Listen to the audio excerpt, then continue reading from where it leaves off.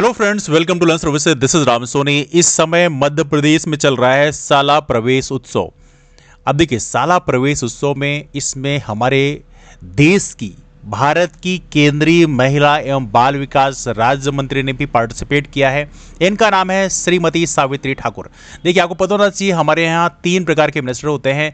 केंद्र में भी कैबिनेट मिनिस्टर होता है, फिर उसके बाद minister of state independent charge जिसे बोलते हैं, स्वतंत्र प्रभार लिया हुआ होता है, और तीसरा होता है मिनिस्टर ऑफ स्टेट जो एज डिप्टी के रूप में काम करता है कैबिनेट मिनिस्टर का। यहां पर हमारे देश की एज ऑफ नो केंद्रीय महिला एवं बाल विकास राज्य मंत्री हैं सावित्री ठाकुर। वेल, देखिए, इन्होंने भी इस शिक्षा जागरूकता में पार्टिसिपेट किया, शिक्षा जागरूकता रथ रवाना किया। इससे पहले उन्हें बेटी बचाओ बेटी पढ़ाओ का स्लोगन लिखना था, लेकिन मंत्री जी ने लिखा बेड़ी पढ़ाओ बचाओ। ये हालत है हमारे देश के एक टॉप क्लास मिनिस्टर की, मतलब वो महिला एवं बाल विकास राज्य मंत्री हैं, वो भी केंद्र की। सोचिए, शपथ पत्र के मुताबिक ये 12वीं पास हैं, क्योंकि जब आप लोकसभा का चुनाव लड़ते हैं तो आपको प्रॉपर तरीके से शपथ पत्र देना होता है। उसमें जो लिखा हुआ है डेटा, उसमें लिखा है कि आप 12वीं पास हैं। ये हमारे देश की कई सारी चीजों को उजागर करता है, 3 महत्वपूर्ण चीजों को उजागर करता है। पहली बात तो मैं आप लोगों से ये कहना चाहता हूं कि जिस देश का इतना बड़ा मंत्री, जो कि महिला एवं बाल विकास मंत्री है, यदि वो इस तरह का नॉलेज रखता है तो इससे देश का डेवलपमेंट कैसे होगा, इसकी आप कल्पना भी नहीं कर सकते। महिला एवं बच्चों का विकास कैसे हो पाएगा, ये अपने आप में एक चर्चा का विषय है। दूसरी बात यह है कि यदि कोई हमारे यहाँ 12वीं पास है और उसको बेसिक नॉलेज 5वीं का भी नहीं है, मतलब उसको पढ़ना और लिखना नहीं आता प्रॉपर तरीके से, इसका मतलब यह है कि हमारे एजुकेशन के लेवल को दिखाता है। मतलब हमारे देश में किस तरह का एजुकेशन व्यवस्था चल रही है, इसको अपने आप में उजागर करता है। सोचो, हमारे यहाँ एजुकेशन में कितना करप्शन होगा कि कोई 12वीं पास हो गया है, उसको लिखना और पढ़ना नहीं आता।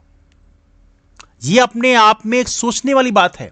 मैं खुद कई लोगों को जानता हूं, हालांकि मैं उनका नाम नहीं ले सकता, लेकिन उनके पास मास्टर्स की डिग्री है, और उनसे पूछ लो कि भैया कौन सी सब्जेक्ट से मास्टर्स किया है, they don't know about that. Education में इस तरह का करप्शन देश को निचले स्तर पर लेके जाएगा, और आप कल्पना भी नहीं कर पाएंगे कि हमारा देश कहां चला गया।